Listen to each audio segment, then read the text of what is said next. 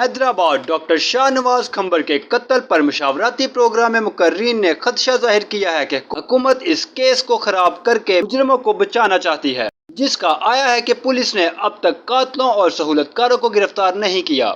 سندھ کی civil society پہلے دن سے اس قتل کے خلاف جدوجہد کر رہی ہے۔ انہوں نے اس عزم کا اظہار کیا ہے کہ جنونیوں اور انتہا پسندوں کو سندھ پر قبضہ نہیں کرنے دیا جائے گا۔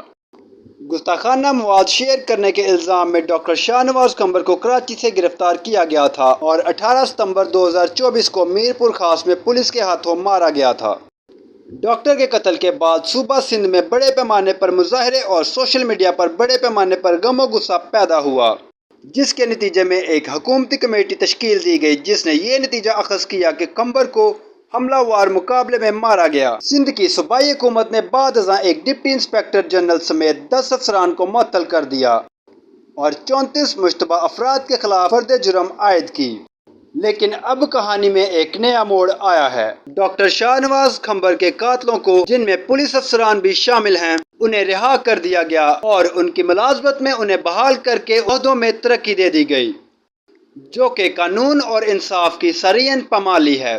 معلومات کا قابل اعتماد ذریعہ CRC، جڑے رہیں CRC کے ساتھ۔